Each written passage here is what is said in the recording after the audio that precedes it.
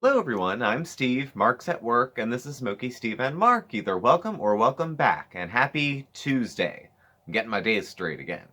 So I thought today I would kind of go a little more in depth on my recent turn of events, shall we say. No, seriously, for anyone who was following our channel or if you're just stumbling onto this, the last 4 days 5 days, I was in an inpatient psychiatric unit after having a bit of an episode, and I kind of just vanished off YouTube. The channel is Mark and all of a sudden it was just Mark for, 4 or 5 days.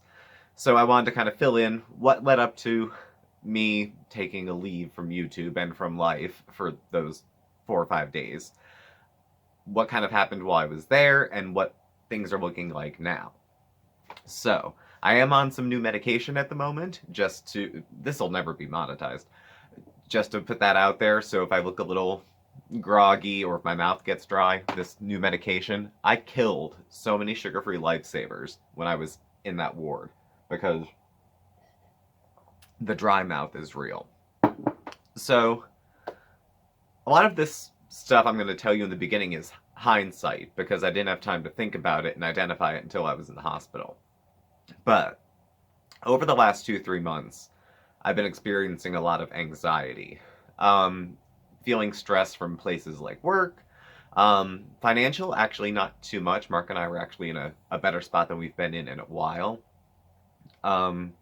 Pressure I was putting on myself to make sure I was doing things right, that I was keeping on top of everything, that the bills are paid, the car is paid, I'm being a good partner, I'm being a good employee, I'm doing this, doing that. And I started to get sucked up in feelings of constantly not doing all those jobs, not living up to all those identities, and doing the things that I'm supposed to be doing in those roles. So I'm starting to develop this awful inferiority complex. Looking back now, I'm asking for a lot of approval at work. I need a lot more positive feedback than I would normally need to feel like I'm doing my job well. I'm not being as needy with Mark outwardly, but inward, I'm a little more sensitive. I'm taking things, I think, a little more personally. I'm just feeling a little more vulnerable. So my guard isn't up. So things that would normally not shake me are shaking me a little more. I'm a little more volatile now. Okay, so this comes up, and this is building and building, and this leads up to about a week ago, Monday before last, and I put out a video actually about that. I'll throw a card up here. It's like a tragic foreshadowing, where I was talking about having a bad day. Actually, a week before that, I did a video about crying at work. So I wasn't revealing all of this on YouTube. We tell you guys a lot, but you can tell even from the videos and our interactions, things they weren't so good. So Wednesday of last week, I go to work. Seemed like an average, ordinary day. I was feeling a little bit better, I thought, from the week before, which I was having some mood swings, and it was hard. And I can't explain, really, what happened, but I was working at the state hospital and finished pretty much the whole day of work up to about 3 o'clock, and I started to feel not safe, which is what they usually say in the hospital. I didn't feel, I don't know, I just felt over it. All the pressure that I was putting on myself to feel like I need to be doing this right and that right and that right and that right, it just imploded on me, and I kind of just went, F it, I guess I can't do anything right. Now, I'm not even getting this from anyone in my life in any area. Sometimes, and I never got it when I was a kid. I couldn't pinpoint where is this negative self-talk coming from. So I leave work a little bit early at the hospital, and I'm driving an agency vehicle, so I have to return the car to where I work. And I had emailed my boss and said, I'm leaving. In honesty, I think I tried to time leaving the hospital for when the people at the office get out of work, so that I can be returning the car right when my boss and my other boss are leaving, so I can talk to them about what's going on. Because I've been crying on the entire drive back from the office at the hospital to the main office. I've also been doing some more extreme behaviors than I've done in probably 7 or 8 years. Things that are very harmful to me and would be harmful to anybody else. Those kind of self-inflicted injuries that are really indicative that something is not going well up here. Something's not connecting. So I go back to work and talk to my bosses. I text Mark. Mark comes to pick me up. And then they exchange kind of like almost like a handoff. You know, I go and they talk to Mark and they recommend a couple different places I could go.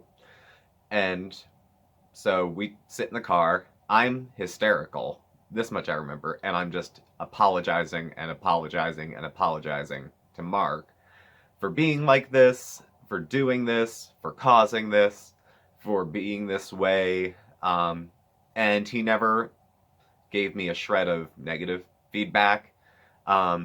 He didn't poo-poo it and say, oh, you'll be okay. He didn't try to tell me what to do. Given the position I was in, I actually asked him to make the call about what we should do and where we should go. So, we decided to go home. So we came here and packed a few things and went up to the emergency room. And the ER, we got in pretty quick. If it's psychiatric or chest pain, you can cut the line. So I got to the admission window. We sat 10 minutes. They took me back. Mark came with me. And they did my vitals. And then they had me roll up my sleeves. And they could see that I had injured myself. And so cuff goes on. My vitals are, my pressure is high. High for me. So they put me in the hallway on a gurney because the ER is crowded. And I'm kind of sitting there. And then they give us a room and I'm on a 1-to-1 observation. So Mark left at this point because I was going to be in the ER for a long time. You know, hospitals. So I had a 1-to-1 observation. So there was a nurse's aide sitting there and her only job was to watch me. Nothing else. She had no other job. If I was asleep, if I was awake, didn't matter.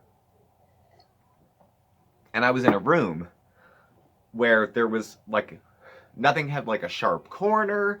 I don't know how you could even hurt yourself. I don't know. So I was taken from there into the psychiatric triage area where they have the real, you know, waiting room sort of. You have a TV in the room, you know, it's a little more, there's fewer things to hurt yourself with, but there's more entertainment. I'd rather have a TV in a stark room than be in a hospital room that has, you know, a comfortable bed, but there's nothing to do. So I sat there and I waited, and then they came and took blood, and then they took more blood, and then they had to get more. They took blood 3 times in a period of 3 hours, maybe. I mean, it was a lot of blood. And they each took like 4 or 5 vials. I don't even know what they were looking for. And I came in with a psychiatric concern. It's not like I thought I had like, you know, some kind of rare exotic virus. So they take all the blood. I get my nicotine patch. Because it was going to be a while. The only thing that would have caused me to walk out of that ER is the want of having a cigarette.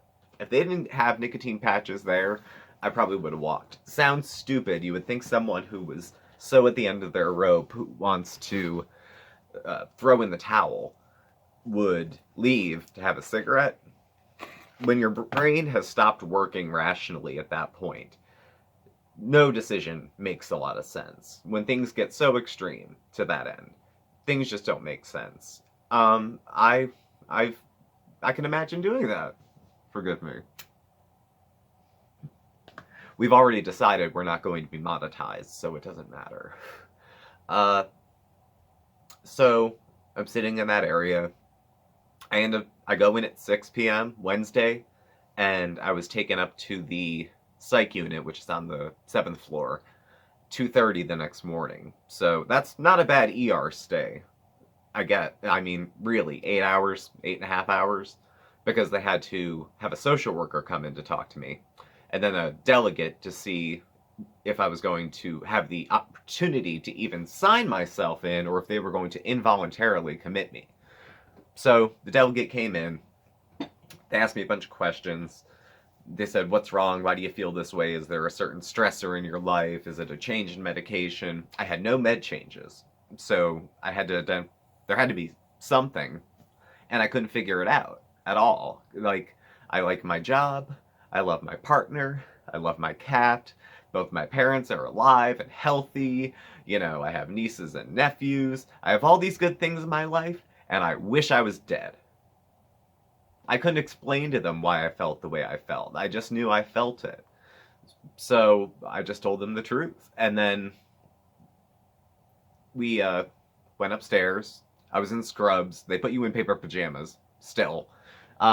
Everything of mine was taken. That's not news to a lot of people. If you can't be trusted to not injure yourself, they take everything sharp, everything that you could hang yourself with, or poison yourself with, anything like that. So all I had was the hospital footies and the paper scrubs. And finally I got to go upstairs, got checked in, got to my room. The woman who checked me in, her name was Season or something. It was nice. She was very nice. For 2:30 in the morning, she was actually a sweetheart. And I get to my room, I have a roommate. He's asleep. It is just like, I've done day in the life of psych ward videos before, but it really is sometimes a lot like what you see on TV. They do come by every 10 to 15 minutes during the night, all day long, and look for you and do checks. All night. And the assholes will turn the lights on when they come in to do it, which means it's like a disco. Like every 15 minutes, it's that ooh, ooh. So, and I got up the next day, and I get, whatever the special is. I had the breakfast. I couldn't even look at it. I was just so sick of myself. And then went back to bed because I had only gotten like 3 hours sleep, because they wake you up at 6 to do your vitals. You just lay in bed and give them your arm and try not to curse at them, So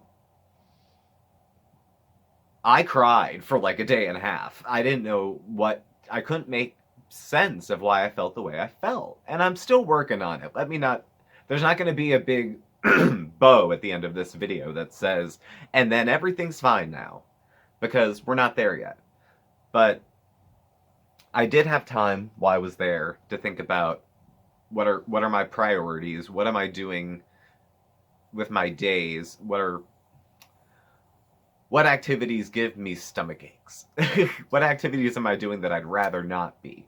Where is there room to improve my quality of life? I don't want to get up and cry before I have to go to work, or feel like I can't drive a car because I'm too afraid something's going to happen to it when I get into it. It's going to break down. Those little idiosyncrasies that creep up all over the place and just try to find their way in, and breed madness. So I had some time to think about those sort of things. Had time to think about having discussions going forward with people about boundaries, and my own limitations.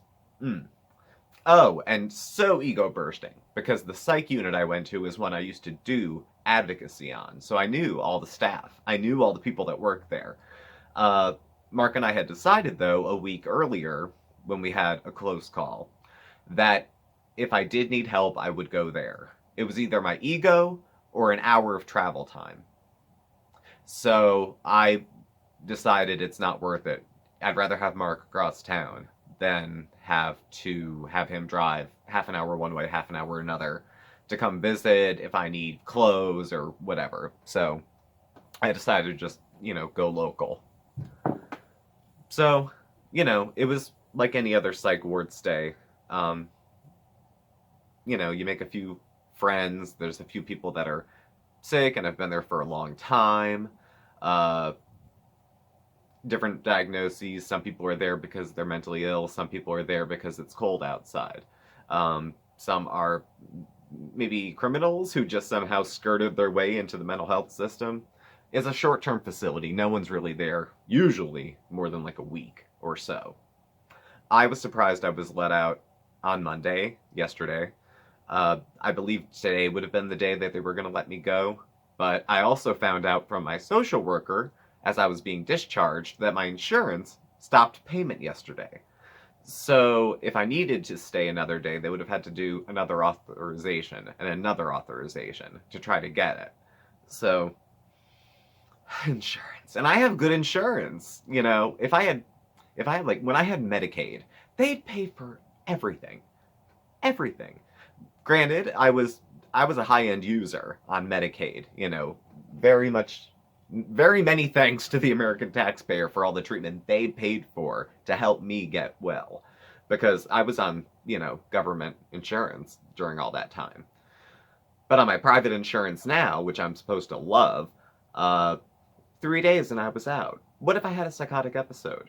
What if it was something very severe? You know, what if I wasn't getting better? What if I was still crying yesterday morning? What if it hadn't stopped? You know, and they would have just found a way to dress it up, go to outpatient. That part's criminal, but that's not what the video is about. So I call Mark the morning I find out I'm getting discharged, and he seemed a little surprised. I was surprised, and he said he's at work, but he gets out for lunch at noon. So I said I can hang out till noon. That's no big deal. I did some laps around the big corridor. It's like a big loop with all the rooms, like the nurses' stations in the middle, and then some offices, and then it's a big hallway. 50 laps, I think, is a mile. So I did some walking, I did some reading, I went to one of the groups for like 10 minutes to do arts and crafts or something. And then he came to pick me up, bagged all my stuff up, got all my stuff out of storage. My phone held a charge. All that time, I left it on, and it was at 33% when I picked it up later. That's like 5 days. So that speaks volumes to me of the quality of the phone I bought. We got in the car and, you know, came home. And that was it. And then I had the afternoon to myself, and I didn't know what to do with myself. You know, when you're in a unit getting care, I was starting to feel better. Probably Sunday, I started to feel better. But on a unit, there's so much commotion. And one of the things that causes me anxiety is commotion. So it kind of felt like a 5-day distress tolerance endurance run. Like there was always a fight going on, or somebody singing, or somebody screaming for the nurse, or somebody who's manic who will not shut the F up. And that's not their personality, that's their illness. But symptoms can be annoying, my own and other people's. So, yeah, being home, it was very quiet, it was very creepy. Mark came home, I certainly felt better when he was here. And we filmed, which was nice. That feels more like a routine. And now today he's at work all day. I did have my doctor's appointment this morning with my regular psychiatrist. And she's cool with all the meds. You know, they didn't change anything at the ER that she can't, you know, deal with. She was in agreement with their plan. I have an appointment in 3 weeks for a follow-up, unless something comes up. And then my boss came over and I had some paperwork to do for being out of work. The hospital gave me a length of time that they thought was appropriate for me to be out of work. I have, of course, my own idea of how long it should be. But I have to do that paperwork and then submit it to the office. So I saw my boss today. I did go out to get cigarettes today. And I was at a doctor's office. So, considering the fact that I'm groggy as hell, have cotton mouth, I'm only 1 day out of, you know, the rubber room, and you know, kind of slow going. I think I'm making a little bit of progress so far. We're getting there. We're getting there. Rather inelegantly, but we're getting there. So thank you all for watching. Please do subscribe, hit the like button. You can follow Mark and I on Facebook at SmokeySteveAndMarc, or on Instagram at SmokeySteveAndMarc. Our email address and contact info is all listed below. Thank you for watching, and we will catch up with y'all tomorrow. I think it's weigh-in Wednesday. I'm not optimistic, but we'll see. Bye.